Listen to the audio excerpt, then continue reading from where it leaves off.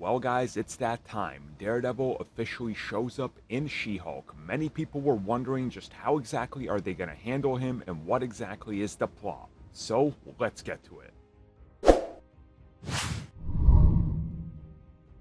So this episode is going to deal with a Leapfrog as its sort of main focus, if you will.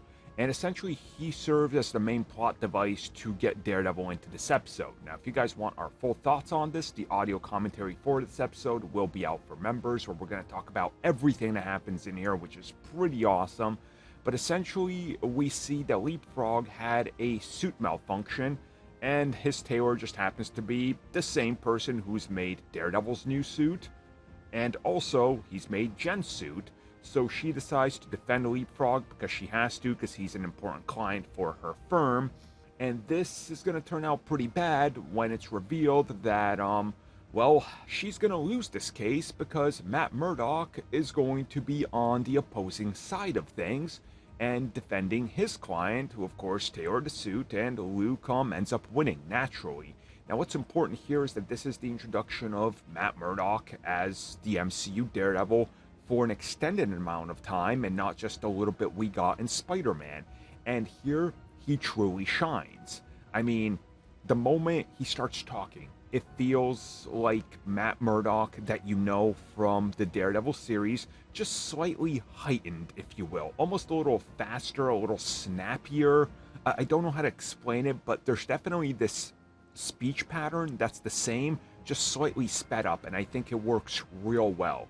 Now, on top of this, the two are going to come head to head because, yeah, Leapfrog ends up kidnapping Luke, and things start going south pretty quickly because she gets a call from Leapfrog being like, hey, I'm being attacked by somebody, come help me. So she's got to do the superhero thing because just earlier in the day, she had an interaction with Matt at a bar where he was like, hey, you know, you can do both things, the superhero and the lawyer stuff. They don't have to be separate. It can be kind of like the same thing, right? You could be both. And she kind of like feels like, okay, I'm gonna go help him. Even though I lost the case, I have a duty and a sense of obligation to help him. He's in danger. She shows up. We get the Daredevil fight sequence, which we've all seen the clips of.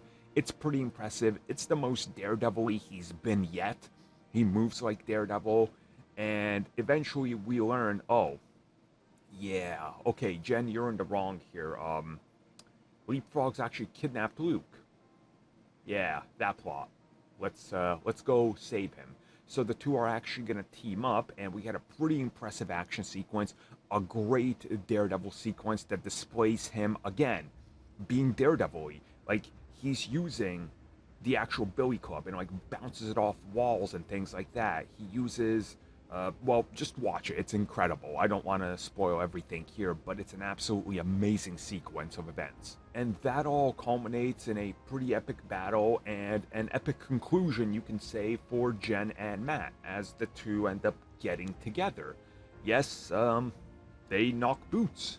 They end up getting together, and Jen is really happy by the end of this whole thing because, hey, look at this. I finally found somebody good. He's a superhero. He's helped me through this. I'm friends with Luke again. Things are going good for her. Up until the ending of the episode, which we're going to talk about in, the ending of the episode video, where I really want to get into it and what I think it means. But overall, this episode was great.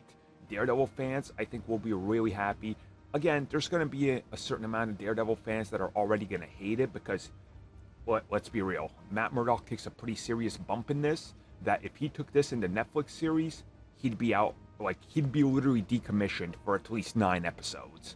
So there's going to be some nitpicking here or there, but again, this is slightly different. It's a slightly different Daredevil, we can tell, just like Kingpin. So things, I think, really worked in this episode.